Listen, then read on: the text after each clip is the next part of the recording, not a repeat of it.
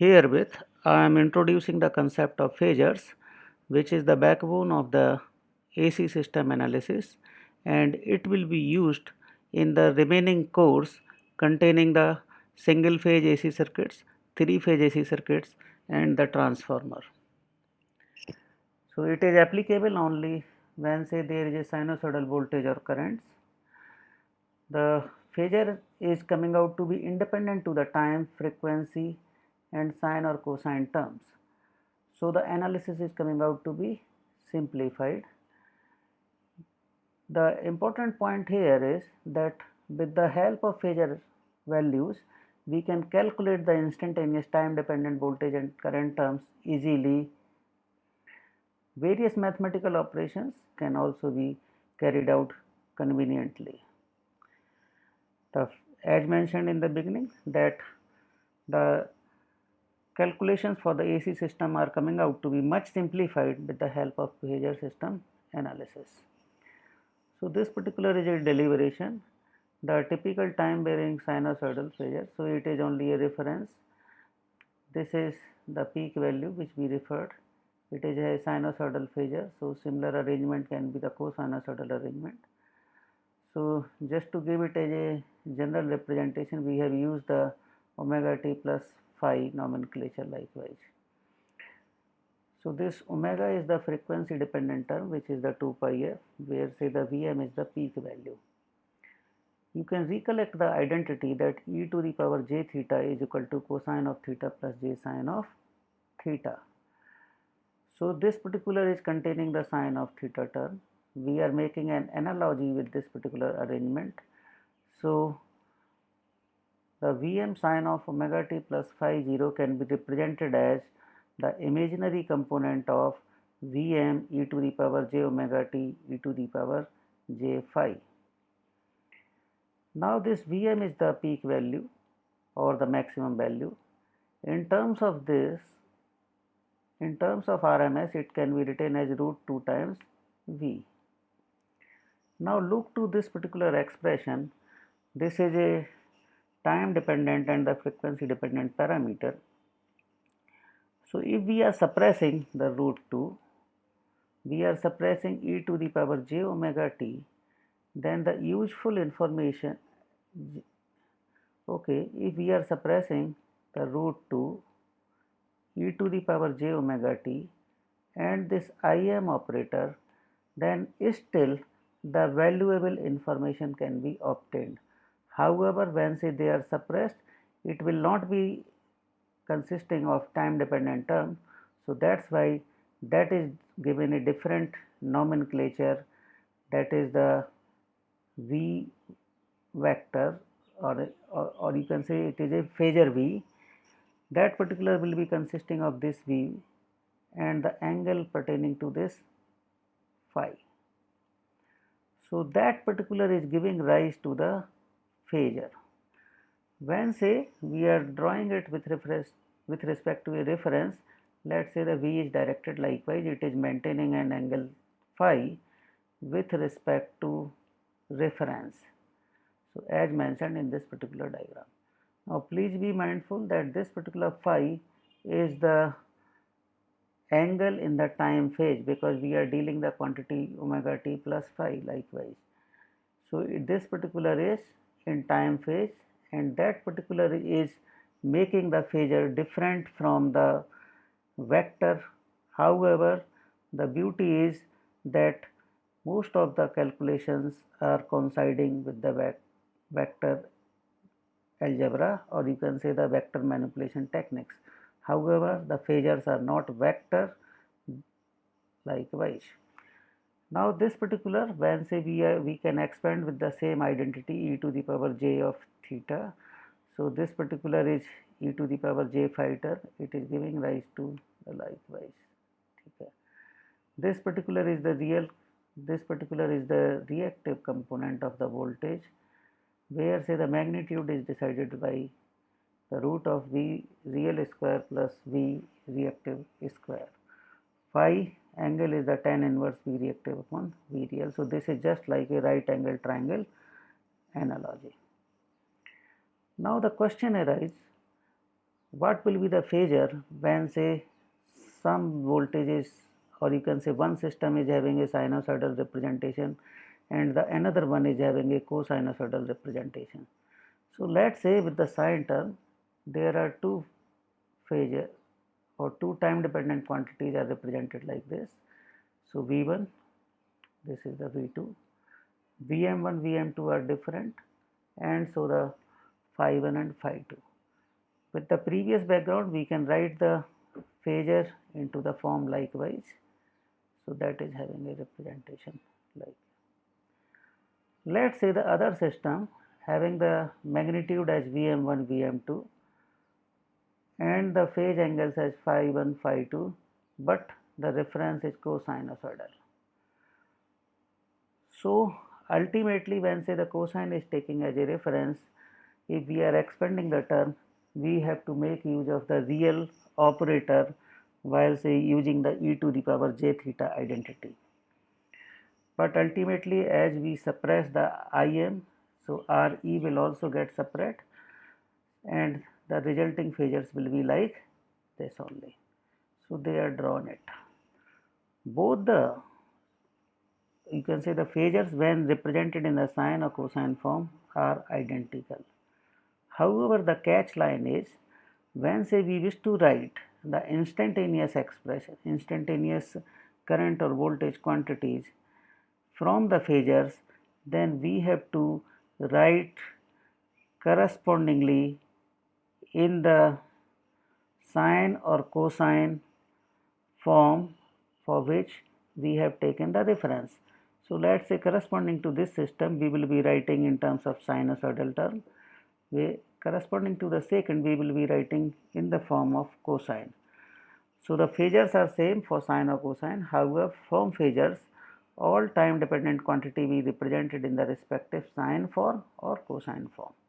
So here it is a catch, or you can say point to be understood. As mentioned that it supports all mathematical operations, addition, subtraction, multiplication, division, differentiation and integration. The differentiation and integrations are coming out to be important because that is giving rise to the important operator which we will be designating as the J operator. So now how the addition is carried out. So this particular is a two standard phasors which we are writing. So this particular is the polar form of representation. The addition and subtraction works with the rectangular form of the representation of the phasors.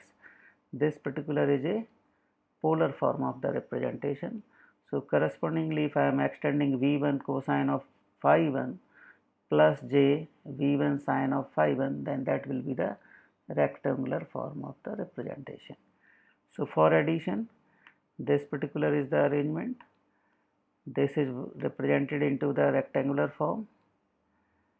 We have added the real and real terms, then say the addition of the reactive terms. Similarly will be the case for the subtraction. Now when say we are writing on say we are drawing the phasor on plane of paper, then they are added by the law of parallelogram. So V1 is drawn, V2 is drawn, here say the addition is demonstrated. So we will be writing the V2 phasor from the tip of this V1 likewise. So that means it is to be directed along the V2 having the same line length likewise. So this particular will be the V1, this will be V2, you are able to get the V1 plus V2 likewise. So they are the phasors addition. Now similarly can be worked out with the subtraction, where say we will be drawing the negative phasor of what has been given. So corresponding to this you will be drawing a phasor directed in the opposite direction of equal length and then applying the law of parallelogram for the phasor addition. Now the multiplication and divisions are carried out in the polar form. So this particular is given into the polar form, second one is also in the polar form. When you are doing the multiplication, the magnitudes are getting multiplied, where say the phase angles are getting added.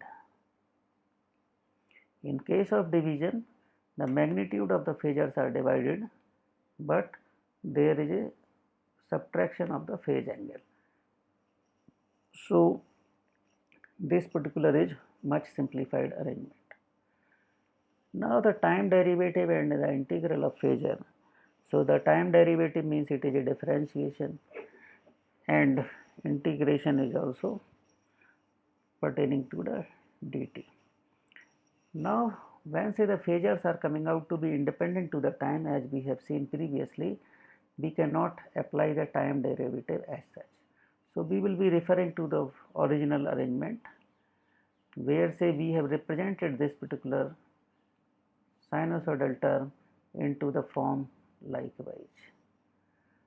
We are doing the derivative with respect to time or the integral with respect to time. So what is to be done? Only this particular e to the power j omega t is the term which is time dependent. Others we treated as constant. So when doing the derivative, it is resulting into the j omega likewise.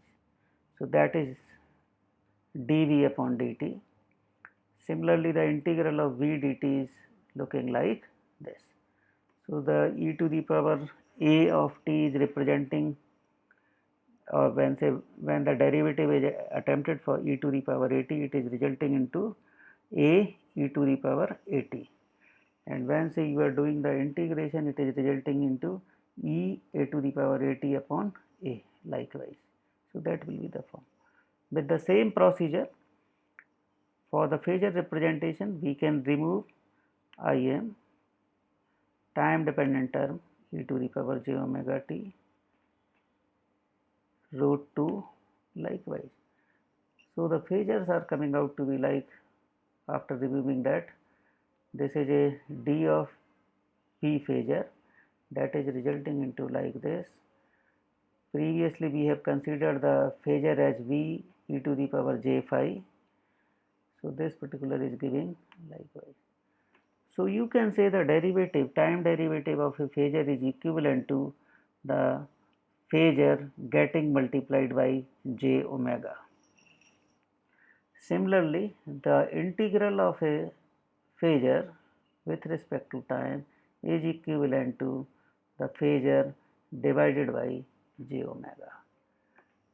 So when say you are plotting it, this is giving you the meaning of 90-degree lead. Likewise, this will be more clear. So that is a derivative phasor, or you can say the derivative phasor leads the respective phasor by 90-degree, and on the similar line the integrating phasor is lagging by 90-degree to the respective phasor. Now J is a 90-degree lead operator, so this particular you can say for the time being you consider plus 90-degree operator. It is spelled out likewise. So this particular is having a one magnitude, unity magnitude, and 90-degree phase lead.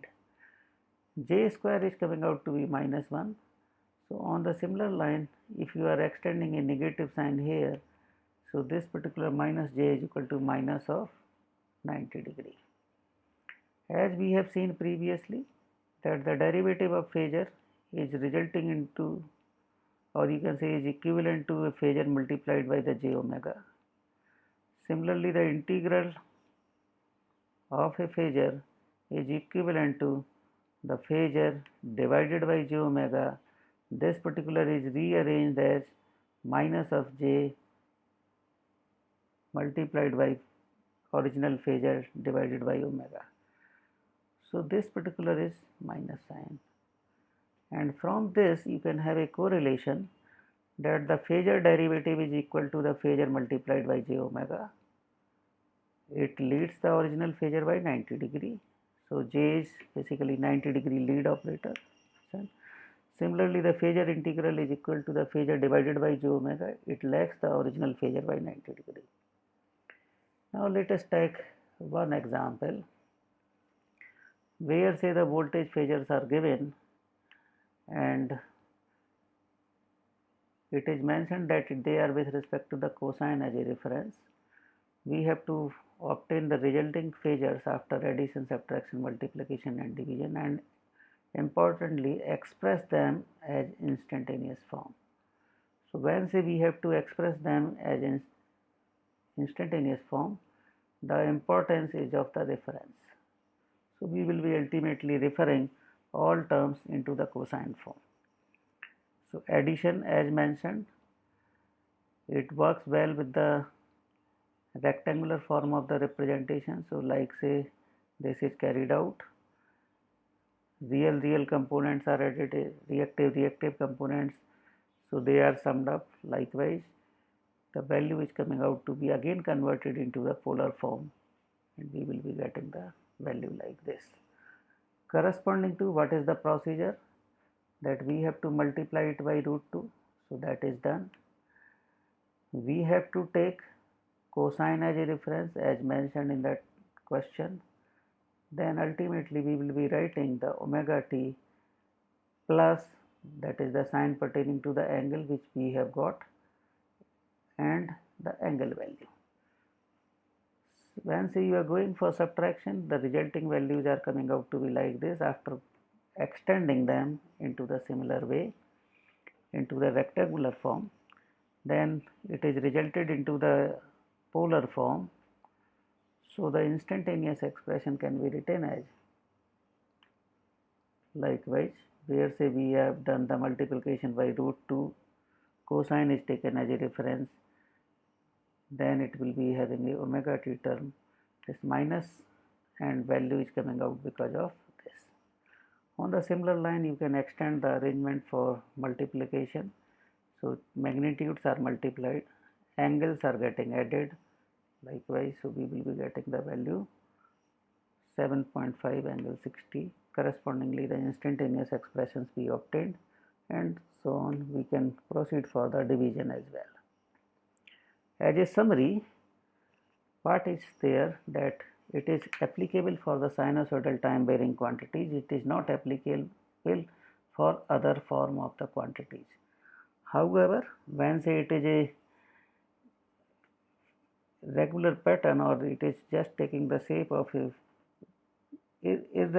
non-sinusoidal time dependent quantities, then we can represent them by the Fourier series into the form of sine or cosine function, but that is not part of our discussion. These phasors are independent to the time and frequency terms. They are also independent to the sine and cosine terms. The phasor representation are the same for both sine and cosine form of sinusoidal time varying quantities. However, only one reference be taken for a problem. So if suppose say the cosine is the reference, then all variables to be expressed in the cosine form as far as time varying quantities are concerned. All mathematical operations are greatly simplified. Likewise, so in the next, after setting the background for the phasor analysis, we will be discussing the series and parallel AC circuits in the next. For further reading, you can refer these particular textbooks. Thanks.